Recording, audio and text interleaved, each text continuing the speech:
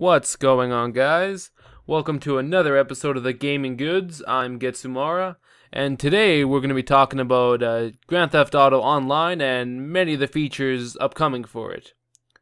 Well, recently they released more news about it, and starting off, I must say, it sounds fantastic. They are definitely taking the online play of Grand Theft Auto to a whole nother level, quite possibly even to the level of an MMO.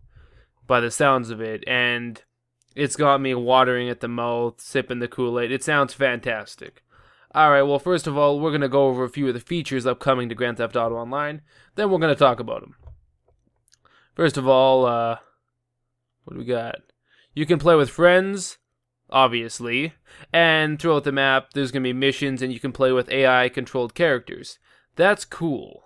Because, of course, in Grand Theft Auto Online, your money does not carry over, so when you get in there, you gotta do missions to earn cash, so you can get guns, clothing, cars, and you can even buy apartments and whatnot with your buddies.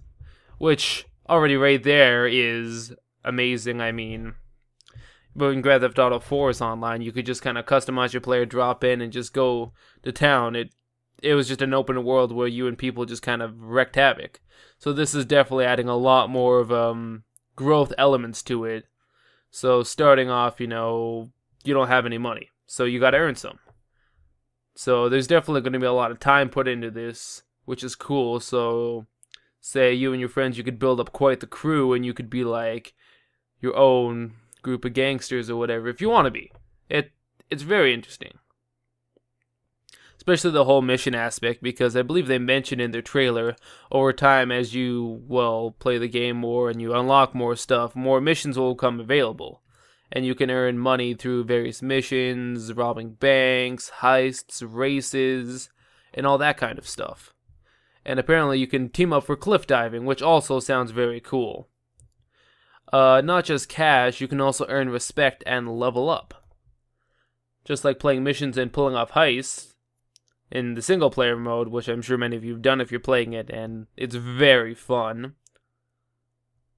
You can level up to 3 main characters and earn cash they can invest or spend completing missions online. And you can also earn respect for them in-game, which will let you buy items and whatnot. Which really gives you a growth experience and definitely is quite a system, much to like any kind of multiplayer game. They give you that growth, so you'll keep playing, and then as you achieve stuff, you'll be happy and you'll want to play more. Essentially, the dopamine effect, where you get all happy because you achieve something, which all multiplayer games do just about, and it's fantastic because you're rewarded for your time put into the game. And say you do get an edge because you've played more, you've unlocked more, you'll have a better gun than say someone starting off. But unfortunately, they will have microtransactions in place. You can buy cash in-game with real money. So if someone wanted to, they could buy a bunch of money and pretty much start off with everything if they so wished. I mean, on one side, they have stated there will be no paywalls. Just, you'll be able to buy money. Here's a direct statement from Grand Theft Auto, or Rockstar on Grand Theft Auto Online microtransactions. You can either quickly accumulate cash through profitable activities like knocking over armored cars, winning street races, doing stick-ups, or host of other cash-making endeavors, or if you're the completely instant gratification type, you can choose to buy denominations of GTA cash. You'll have the option to purchase GTA cash through the in-game store. The game and its economy will have been designed and balanced for the vast majority of players who will not buy extra cash. There is no in-game paywall and nothing that should disrupt the balance of game. You do not have to spend real money to obtain cars, guns, clothing, flash, and other styles of high-rolling things, but you can if you wish to. Okay, that right there is nice, that they've mentioned that it's balanced and designed without microtransactions in mind, because a lot of games with microtransactions, they kind of put that in there later in the game in mind, where it gets a little harder to obtain stuff, so microtransactions kind of hold in your head. It's like, hey, that's taking quite a while, why don't you spend some money and get it? Which I'm not a fan of. I've never really been a fan of microtransactions. whether it be free to play game or not free to play. I've never really liked them, and that's kind of been the general sentiment with some gamers. However, that is good that they're initially trying to design it without that in mind. So the guy who's bought, say, an AK-47 and you only got a pistol, I mean, he's going to be killing you for now, but for how long? You know, he'll have that stuff. He won't be the greatest forever. And he won't be overpowered at the same time, which is nice. Let's see what else. Oh yeah, of course, teaming up to pull off crazy heists. I don't believe all of this is going to be available at launch. I don't think they have confirmed that. They have, some of it will be. It will suffer from growing pains, Starting off, there'll be bugs or whatnot, but I mean, like any kind of online game, there's always bugs and growing pains starting off, and as over time it gets better. They've stated they want to gradually introduce more and more content, so definitely give it some longevity. No word on a PS4, Xbox One, or PC release. However, I would assume they would do that because, I mean, if you had this kind of game in the game upgrade program like Sony has, I think that'd be fantastic. When the PS4 comes out, you can get the new Grand Theft Auto 5 version of it, which I think is almost needed because the PS3 and the Xbox 360 struggle quite a bit to play this game. And there's been multiple issues that have surfaced because, it's old hardware playing this game that is pretty much the real stress test of the console to see what it can do. So having a PC version and the Xbox One and PS4, I think would probably give you much better gaming experience, but whether they choose to invest that money in doing so is strictly up to them. I mean, with how much money it's made, they could probably do it and be still laughing with how much money they make, because right now it's the best-selling game of all time since it shattered Black Ops 2 record. However, Call of Duty Ghosts could easily turn around and do the same thing, but only time will tell. Yeah, those are most of the features I've mentioned. I don't believe this is coming up right on launch, but you will eventually be able to design your own races and death matches.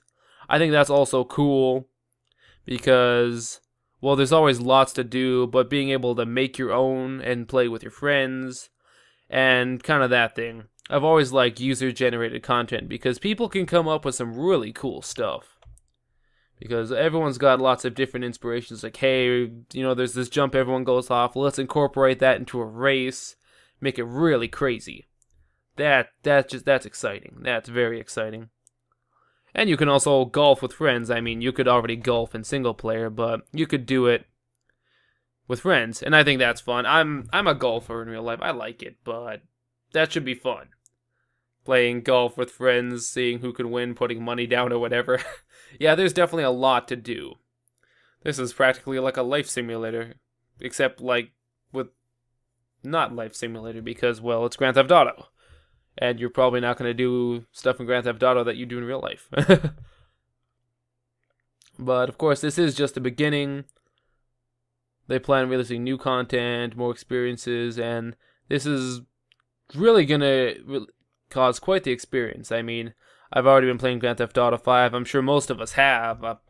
You can't tell a person that doesn't know about Grand Theft Auto. It's so known about. Everyone's playing it. And this is just another thing to add to the list.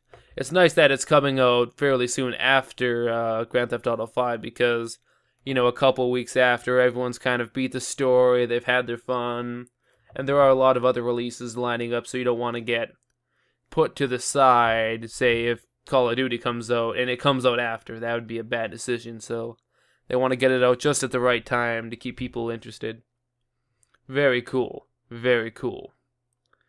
Definitely, all these features I have no problems with. I just to see how they work and to see the game in action. That's the main thing. But that's it. It looks awesome. I can't wait to make myself a gangbanger with shutter shades, hopefully, and then just drive around like a maniac with friends. I imagine I'll be doing a lot of streams and whatnot of online mode once it's released because, well, I've played a ton of Grand Theft Auto 4 online, and this is just a whole new experience that, by the sounds of it and what's listed they're going to have, just sounds better in every single way you can imagine. So that's great. I'm really looking forward to it. The question is, are you guys looking forward to it as much as I am? Because I know a lot of this sounds interesting, but not everyone's into this kind of thing. Not everyone likes the multiplayer scene. There's a lot of people that like single player stuff. I mean, they do say you can do a lot of the stuff in GTA 5 online by yourself. You don't have to do it with players. But, I mean, it's strictly up to you.